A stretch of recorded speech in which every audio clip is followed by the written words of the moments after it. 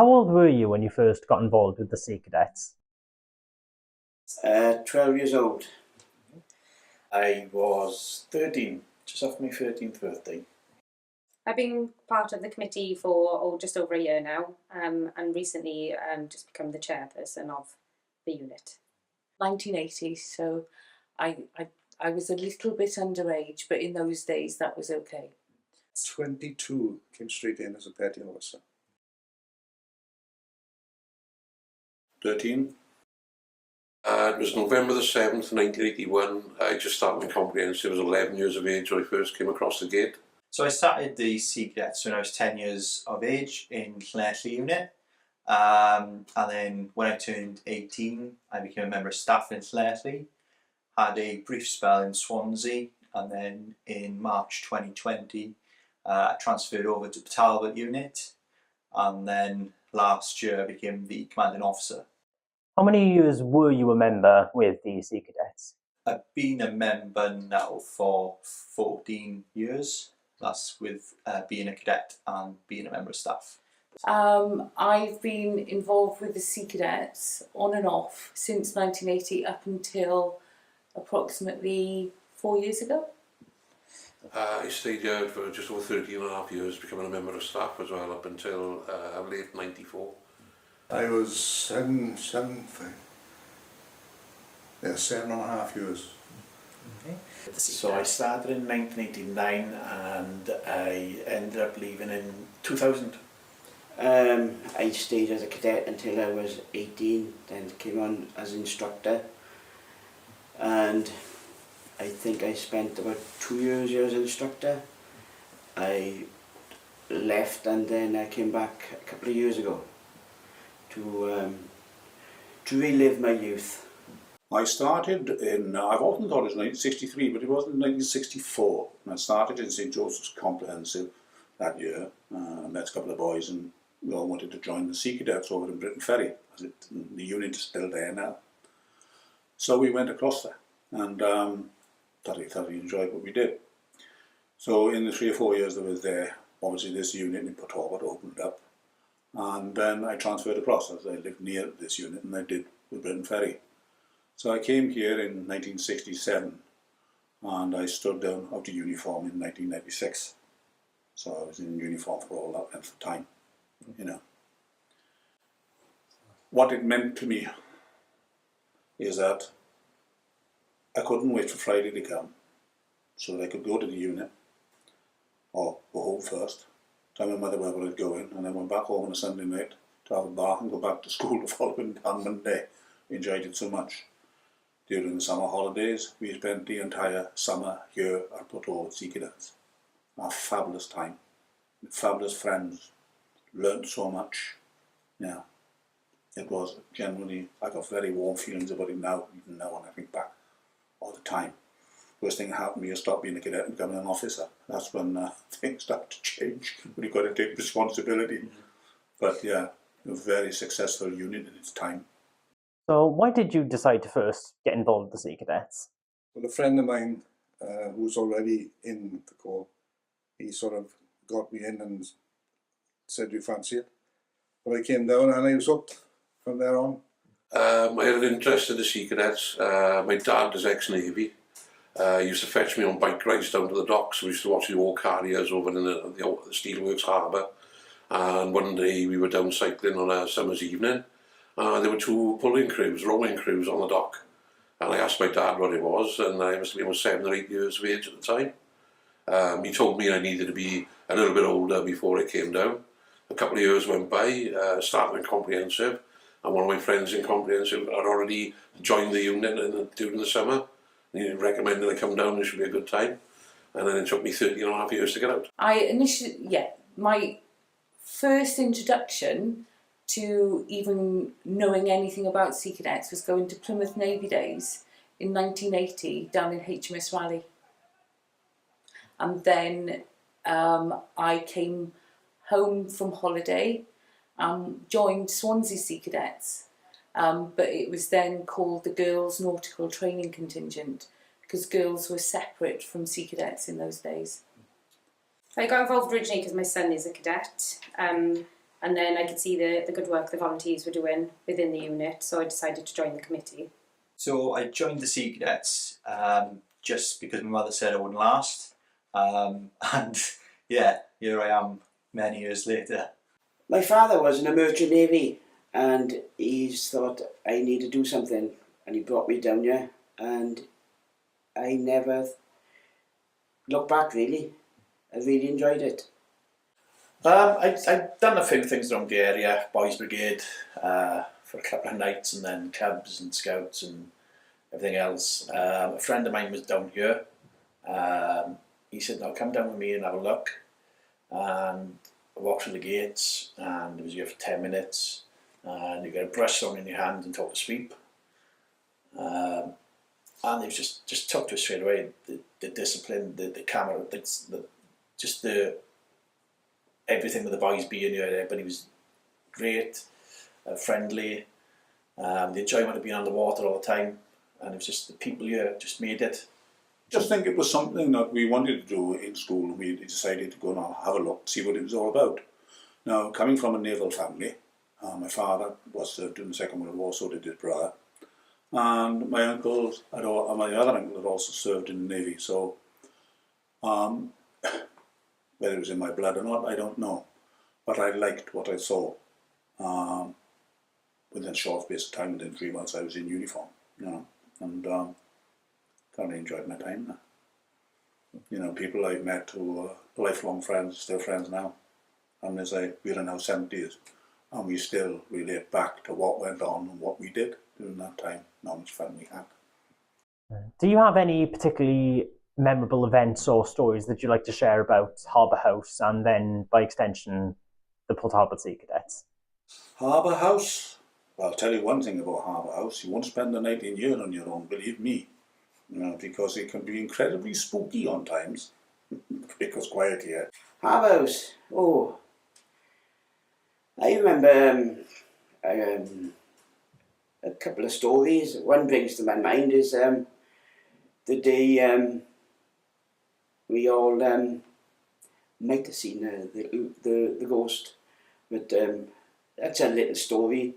But the big story, I think, is the memories I had here of the warmth and the companionship with the rest of the staff and cadets. It was pretty amazing. Yeah, it's just one of those iconic buildings for me. Like I say, coming down as 13-year-old, seeing this building, the agent, I remember painting every single inch of this building, I think, being painted and knocked down parts of it, and it's just, you know, it's a building that it's just so much history and it just can't go to waste. And the stories, the ghost stories and everything else, as in the noises come from everywhere sometimes. And I was fortunate to win the Cadet of the Year as well. Yeah, it's just one, it just can't. I mean, my son started here a few years back. He didn't stay long for some reason. But I say I walked in here a few years ago, and I walked out and I was almost crying the amaze of it, sort of thing. It's a bit, like I say, it's just can't be left as it needs doing, and people realising, seeing what this building can offer.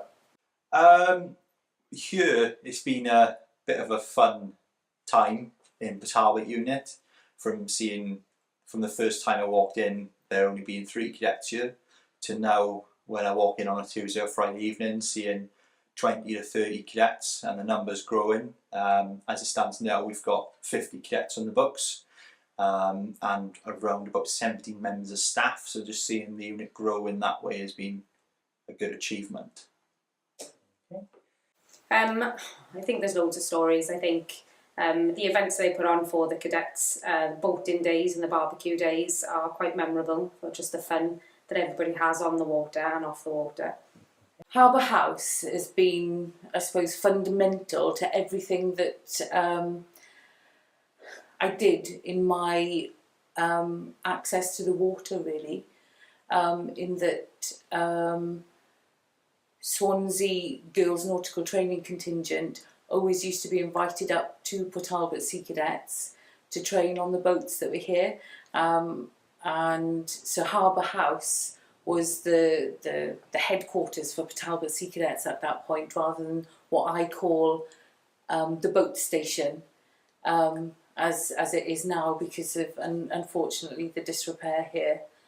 And all the way through Sea Cadets, all the competitions used to be on this water here outside this beautiful building.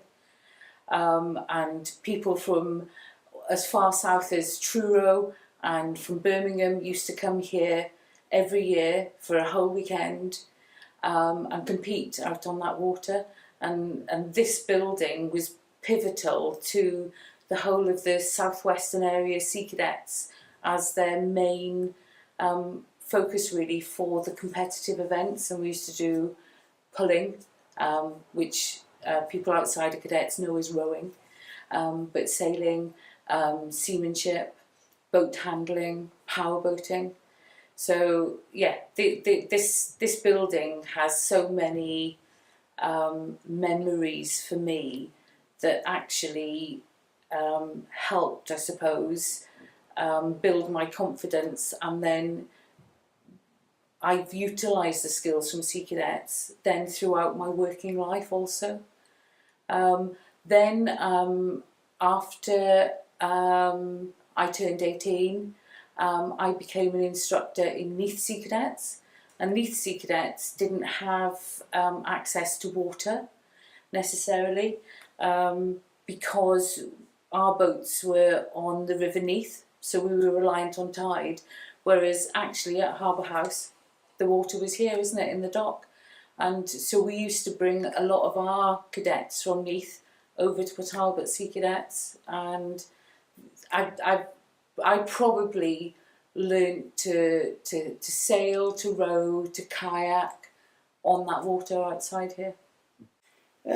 Sea Cadets as a whole, it was a very, very well organised organisation when I was a cadet, and you had loads of fun. It's a little bit more health and safety now when I did come back a couple of years ago, but it's still as enjoyable and rewarding as I remember. So it's a very good experience. Stories, yeah, thousands of stories. I spent a lot of my life down here as a teenager, my formative years. Learned a lot of skills, not just to do with Sea Cadets, more life in general that I still use to this day. As well as the boat work, the canoeing, power boating, anything to do with water, anything to do with the Navy. I was all over. I thoroughly enjoyed my time there. I was unfortunate. I tried twice to apply for the Navy. I didn't get in, and for my sins I ended up in the steelworks for the last 38 years, so I just want to finish there shortly. This opportunity came up, and I sort of sat down at home trying to think of things and put things together to try and encapsulate it, but I was just going from one adventure into another. Every day was an adventure down here. Even the boring days where you sweeping the floor, you'd have a laugh with your mates, and once the work was done, if it was in the sailing season, you'd have a jolly on the dock for a couple of hours in a sailing boat.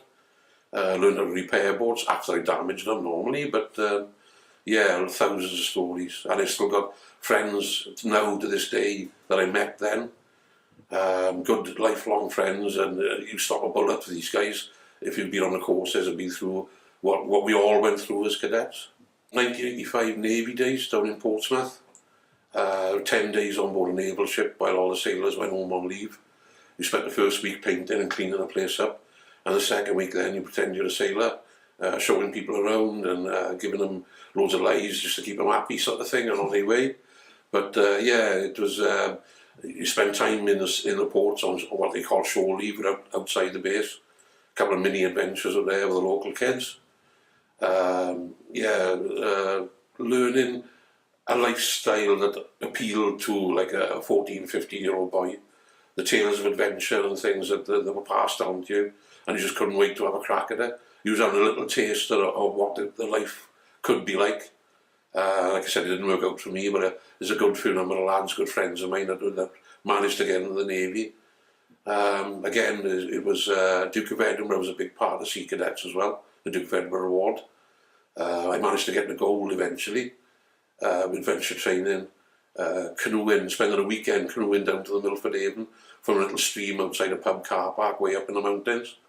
When you would camp on land, back in the canoe the following day, and next thing you know, you're in a 10-foot canoe paddling past 100,000-ton oil tankers. It puts things in perspective in a lot of areas of life.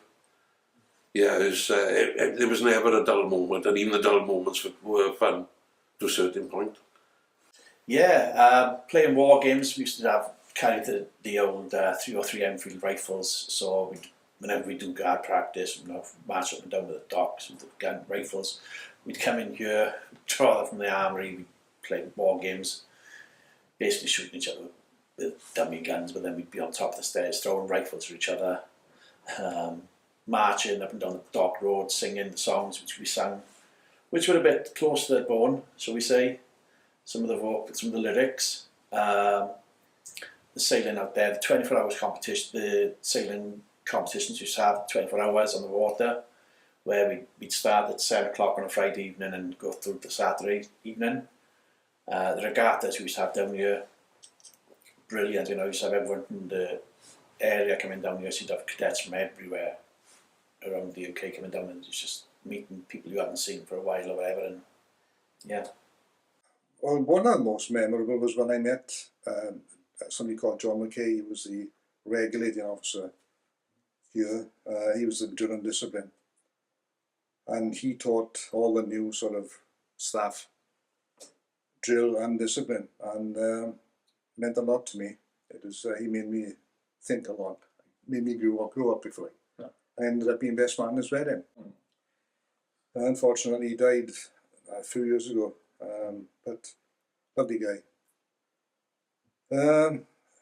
Memorable events, so many really. The times we had in the Old Seaman's Mission, we still call it the Old Seaman's Mission. When we used to have sailing weekends, we used to have various other units come down, and we had about 40 cadets at the time. And I used to volunteer to be a duty officer in the nights, especially because the rest of the staff sort of disappeared to the nearest hostelry, and I used to look after the cadets, and it as I said, it made me grow up, gave me a lot of responsibility, and yeah, we used to cook for all them cadets. We used to go down to the local bakery and get like 40 pies, and we had the big pots, and just poured. We used to get ration packs, and we used to just stir up the mashed potato and another bowl full of mushy peas and just cook that, and that's what they had for dinner, and that was my cooking. But I don't know if somebody's mentioned Fred Jones. He was one of the chiefs with us. His famous corned beef hash, and he used to just get tins and tins of corned beef and throw them in, and anything else you could get out of, beans, anything, sausage, everything goes in this, and the cadets loved it. We had an MFV called MFV 900. It was a water fishing vessel, 45 feet long. And now and again we'd take it to sea, and we'd spend a weekend away up whether it was in Milford Haven or Pembroke or whatever, and then come back. Then one summer we decided to go across to Jersey. So what it is, the MFV, then we sailed down to Millbay Dock in Plymouth, and then out the hopping off one, and then over then to Jersey, where we spent a week. I all remember that in the summer of '75 we had an incredibly long, hot summer, and yeah, that memory sticks out in my mind. I was a chief ferry officer then, I was a young NCO.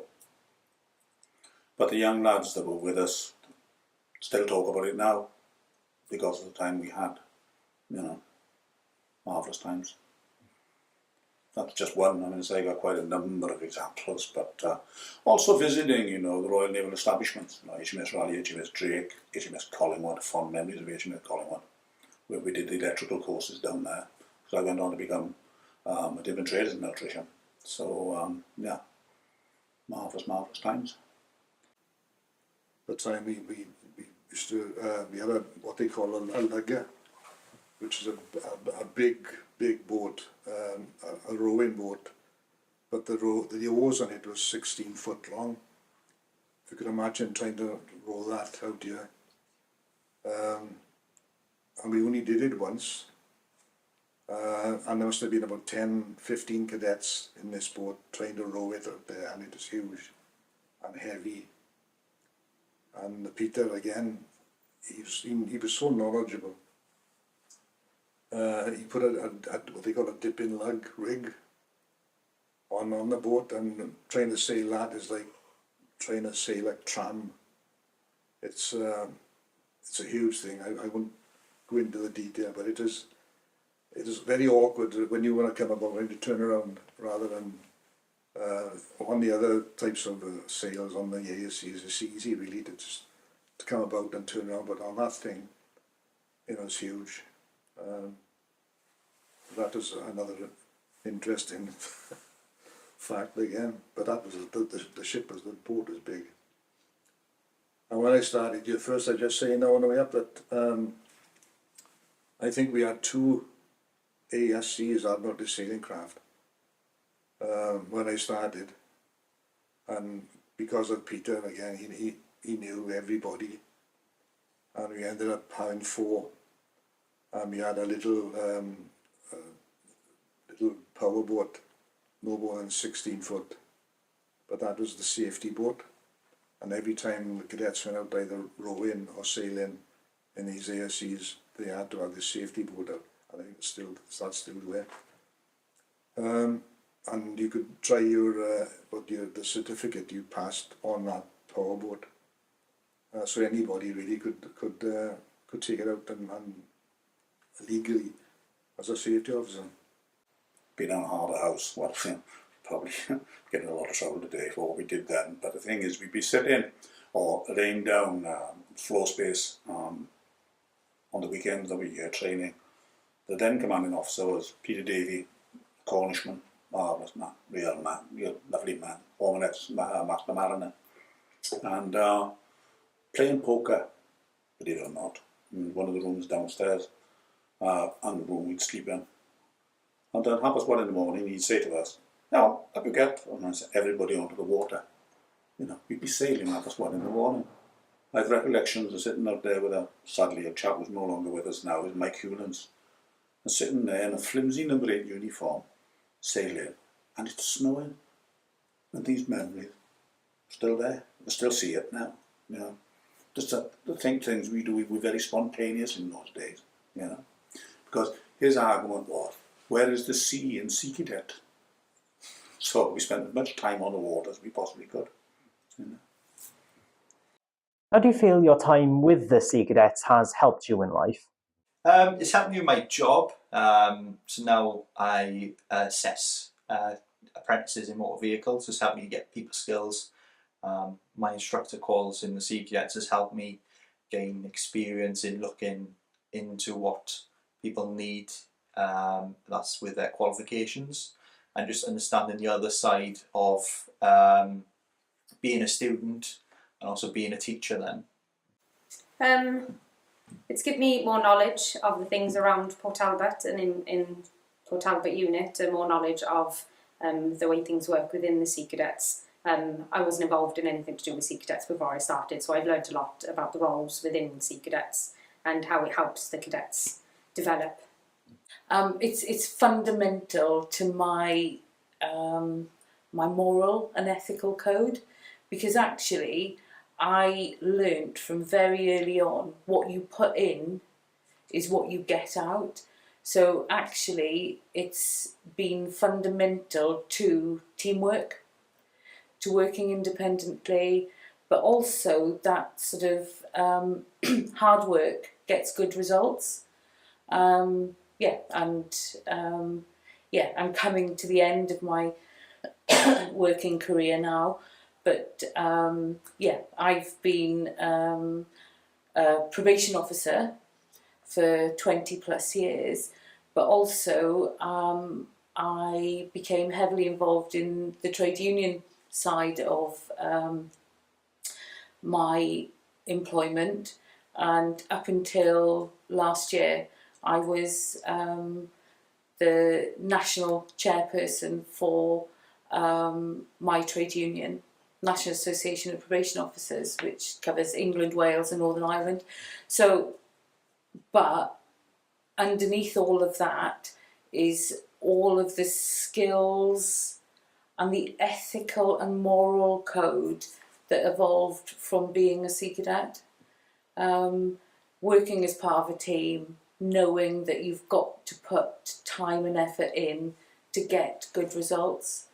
But also, it's been instilled within my children as well. For instance, my daughter, who is now 30, is currently a voluntary instructor, an adult instructor in this unit now, which it's lovely to see, because her first ever time outside this building was when she was 2 weeks old at an area combined regatta competition that took place here. And it's lovely that sort of it's gone around full circle. And I very much felt that then after I wasn't a uniformed instructor, I then became a member of the unit management committee down at Swansea Sea Cadets, because we were living in Swansea, and I was there for a number of years as well. So I very much feel that and this is what cadets instilled, I think, within me, was what you put in is what you get out, but therefore it's about, I felt then me volunteering was me giving back to all that positive effort that others had given me. You know, I was a girl from a council estate. I went to national sailing regattas, and actually I was part of the team that was the first ever all-girl team at the national sail. I would never have had the opportunity to learn to sail if I hadn't been part of Sea Cadets. It wouldn't have been anything that I would have had access to. And it's just lovely that all my children, I've got 3 children, they all have got seamanship skills, boating skills, and that's part of what Sea Cadets actually enabled me to do. It moulded me. I think that one of the things we learned very was discipline. Although discipline is not so tough today as it was then, but it made you wary of other people, and how you behaved in society, and how I built my life. And I had the fortune of being the mayor of Talbot in 2017 and visiting my old unit in Britain Ferry, and to seeing young Sea Cadets standing there who had been all new to it, And I could honestly say when I said to them, I feel that the Sea Cadets made me the man I am today, and what I've become, and what it taught me over the time that I spent at the Sea Cadets, which was a long time. The wheel has come full circle now. That's to say, I'm back here at the age of 73, and I'm the unit president. I'm very, very happy, and I was doing what we can to keep it going, doing what we can to pay for the upkeep of the buildings. Very, very hard work. To consider the age of this building, is that it is hard work because it's Grade 2 listed. So there are so many rules surrounding Grade 2 listing and planning, and it's very, very difficult to maintain. I think as a cadet taught me a lot of fun things, and I remember getting my Master Coxswain's badge when I was 16 or 17, and that was a very high achievement for me in my life. And later on I became an instructor, which then I became on to a senior instructor, a sailing and a powerboat instructor, which I've always wanted to achieve. And Fedros, I worked hard, a lot of different ways of teaching now, and I still implement the way I teach in work to new members of staff coming through. Oh yeah, even the basic things of simple knot work. I had a picture on my phone. I was driving a lorry through the steelworks not so long ago. I had £100,000 worth of air filters in cardboard boxes in the back of the truck. I fastened them down with marlin hitches, which I learned through sailing on the dock here. It's just a little simple knot which can secure something, and it used £15 worth of rope to secure £100,000 worth of equipment. And everybody's saying, "Oh, where did you learn that? When did you learn it?" Decades ago, and it's still life skills that hold to me today. I make little dog leads for guys that I know, what I call ice splices in rope, and just a loop on the end of each end of the rope. And I call them gypsies or tramps dog leads, I call them, because they're disposable if you lose them. But I still make them now when I show people how to make them as well. But that's to me what it was acquiring the skills and then passing them on to others. That can give a lot of satisfaction as well. Massively, I think. If I hadn't been in Sea Cadets, I wouldn't have been where I am now. I probably would have ended up in prison. It's one of those things people say, but you can't see it. I mean, a few friends of mine have gone down that route. It helped me understand a lot of people, get empathy. It's helped me, I suffer terrible depression, so it's helped me just harking back on the times I've had there, so I can see people that talk to them. The camaraderie, life skills, and yeah. Well, mainly the responsibility, because as I said, I was married then. I got married in '69, and that's why I found it touching, really, that I hadn't been in the unit long, and they did that for me. And yeah, it did help with the responsibility, because even when you get married, you know, it's a learning process. And I've been married 55 years now, and it's a learning process. And that certainly helped me in ways at the time you didn't realise. But as time goes on, you know it helped you in the responsibility part of it. And of course, looking after youngsters. I mean, these kids are 13, 14, 15, 16. And how to handle young people, which helped when I went to the Air Training Corps as well, and the same thing over there. And yeah, it was good times, and I've never forgot my time here, never. And I quite often think of, I could be sitting in the house and something will come on television, it'll pop into my head, oh, I can remember when we did, and think of things we did here. Yeah, it was good times, good times.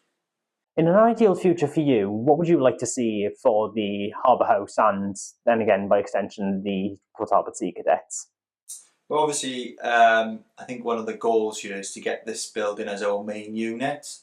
It won't be in my, it's probably tenure as the commanding officer, but maybe in the next 10 to 20 years, hopefully being back in this unit and using this instead of the Mission of Seamen building as the main unit, to then focus on possibly getting accommodation back in the Mission of Seamen building. I'd like to see it expand, more cadets, more volunteers to help out. The Heritage Project to help Harbour House become the building that it can be, and for more days for the kids to develop in the future. I very much know that sort of in the 80s, the mid-80s, what I call the boat station was a residential facility that enabled far more young people to have access to the water outside Harbour House. So I would love it that this building were to be restored to its former glory, which it absolutely deserves. You know, just walking up the stairs just now, it just generated so much sort of, so many memories, because it was a building that was at the heart of everything that was delivered here. But the boat station, ideally to me, if that could be also developed and turned back into that residential, so many more young lives would be positively impacted by being able to have access to this water here. And back in the 80s and all through the 90s, this area was thriving because of it, because this building was functioning really well and the boat station was offering residential courses. You know, people from Scotland were coming to Talbot to learn to sail and to learn to powerboat because it had that residential facility here. And it's just such an ideal place and safe place because it's enclosed waters. Even though you're surrounded by the steelworks and everything else, it's a haven, I think, for young people to learn to sail, to learn their seamanship skills in such safe waters, but amongst so much history as well. So I'd like Harbour House and its boat station to both evolve and grow and develop in a way that enables more and more people to learn the skills for life that I learned as a cadet, and which I saw here in the 1980s and the 1990s. Yeah, well, obviously I'd like to see it carry on. I mean, it needs, once this is done, I think it would certainly help if we could get it up and running to its proper state. That way, obviously, you get more members, you get and more advertising as well for to get more members. Once the money is in and the things are done, and it's, as I said, they are looking for committee members, I know, and staff members for them to get this money. And if anybody feels like they want to give £100,000, feel free. But yeah, it's I'd love to see it carry on and grow again. I mean, it's an ideal spot, and I know there's going to be a lot of building, hopefully, across the way there. And if we can keep hold of this and have it, I know it's difficult because it's a grade 2 listed, but have it done nice and probably do all the jetty out there as well. And possibly if things worked out, we could get more boats and various other things they could do. Obviously the infrastructure is very, very important. I'm going to say we have certain things we do because Port Talbot Uni became the first boat station in the Sea Cadets, right over the country, followed by Weymouth. And where we had accommodation in other part of the building in the old mission of the seamen, is that because of the upkeep of this building and because it's so cold and damp, we can't use it in the winter months. So as a result, we can't use the accommodation. It has to be turned back to classrooms for the cadets. And that is the problem. We can't guarantee that there's going to be accommodation there all the time because of the upkeep of Harbour House. And our Harbour House has to be put right, you know. We have a very good relationship with the Docks Board, always had the DBP, always had a marvellous relationship with them. And hopefully now, with what's taking on, or what is taking off here now, with the ambitious plans for the wind turbines and the building of wind turbines here, and the new jetties being built at the harbour and this dock being brought back into full use, and hopefully, you know, that we can persuade people, if you like, to take a closer look at Harbour House and to see what can be done and see if they can help us. Well, there's no point in asking for money. I'm going to say to me, once you mention money, money can be a very dirty word on times, and people have reacted apart from it. But people or companies are willing to give you the, what's the word I'm looking for, the benefit then of their people, their tradesmen, using their tradesmen and helping us out just to put things right. You know, for argument's sake, we just can't go plaster a wall or put a wall back. We can't do that. It has to be done as the building was built in 1837. It has to be put back. Now, it costs a lot of money, but there are companies out there. What we hope is that they will lend their time and expertise and materials to us, you know, in order to put the building right, to make it habitable, properly habitable all year round. you know. As far as the Sea Cadets are concerned, they're a UK-wide organisation. I'd love to see more boys and girls going for it, rather than sitting at their computers or sitting on the video games. Is get down, get out in the fresh air. I was talking to one of my friends earlier about when we used to go back to school after summer holidays, and they used to ask, "Oh, what did you get up to in your holidays then?" And then he'd say, "Oh, I went to Benidorm with my parents and had 2 weeks in the sun, played in a pool." And then I'd turn around and say, "Oh yeah, I went up in a Wessex helicopter, done assault courses, fired combat weapons on an open range, learned navigation and map skills, yonked across the mountains of South Wales." And they were like, "Oh, why did you do all that then?" There's be Sea Cadets. And friends of mine that came down, some could cope with it. It was a little bit too restricted for some people. The discipline-wise in the cadets is a great thing. That should be carried on as well.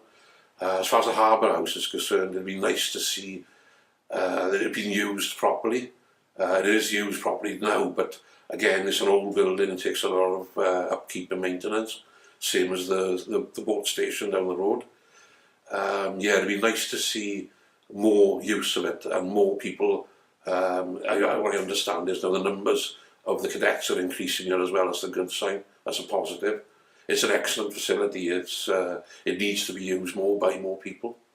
The future of the Sea Cadets, it's bright. I mean, I do keep up with the Facebook page of Sea Cadets, and the numbers are there, and the numbers of Port Talbot are there as well. We've proved that throughout the years, and there's not many units with the facilities we've got out to Blair as well. I'd love to see this building put back into some shape of honour. On my phone. Like I said, just people using it again for what it deserves to be used for.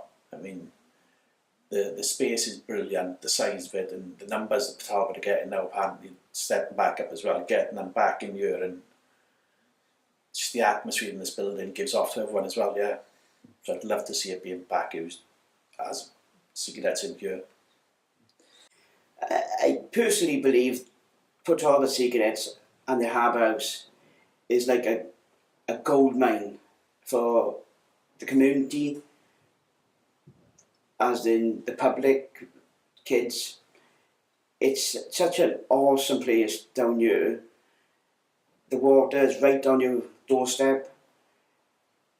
It's just the building could do with a few modernisations, and it could be one of the main places in the Sea Cadet Corps. And lastly, just to close, do you have anything else you'd like to say or add? What I am aware of is that the boat station used to be where the Girls Nautical Training Contingent had their headquarters, and Harbour House was the Sea Cadets, because in the early 80s it was two separate organisations, but they combined then in 1982. However, the GNTC unit had closed down in Port Talbot. I was fortunate that the female officer then went to Swansea, and so that it meant that we had a Girls Nautical Training Contingent in Swansea. And all the years I spent down here, every time I come back in, it's a lump in the throat experience walking through the gate again. All the memories that come back, all the people I met, all the legends and all the villains, more legends and villains, I can assure you. But it's just the people and the spirit of things, what's the word, camaraderie of everything. It instills something that a youth club just doesn't give. And you spend so much time here. The boys and girls that you were cadets with become family at the end of the day. Yes, I think if I hadn't have been a Sea Cadet, life would have been a bit different for me and not as good as it has been. It instills qualities in people as well as training skills. In your formative years and your teenage years could either go one way or the other. I think this place saved me a little bit at the end of it. And I still get an immense feeling of pride coming back down here. I'm shortly about to retire from the steel industry, and I hope I can spend a bit of time down here just helping out. Even just training, or a bit of painting, or cleaning, whatever. I just want to help out here. I just think it's got a lot of memories in my life, and I can never ever erase them. And it's such a privilege to be down here, because it is a good, rewarding place down there. It's it's different. I was a very big character down here, and I think I'm well known throughout the UK, even by the old staff. They all remember me, and you never ever, friends far and wide will always remember me, and that's why I try to leave a mark in life. Yeah, what I find amazing is that people don't realise that Port Talbot dock exists. It's the oldest dock in South Wales when it opened in 1836. It opened for Cardiff, Swansea, Newport, Barry, and it's still in use today. And people should try and make arrangements with the Sea Cadets so that they can have a look, come and see what's here, because the history is absolutely fascinating. I think it's one of those buildings, one of those things that if you mention to an ex-cadet that we need help, all trades, and they'd help me to step back in. And it's one thing people always say, what will you do if you won the lottery? And my first answer has always been, I'd sort this place out. And it's this building that just holds, it's got a hold on people throughout the years it's been here, so yeah. It is really fun to be here, and you get to dress around in the garden and stuff. But We are actively recruiting volunteers and cadets, so if anyone does have any free time, then please contact us to get involved. Just if anybody would like to volunteer, to get in touch with the unit, because we're always looking for people to help out to make a difference in the cadets' lives.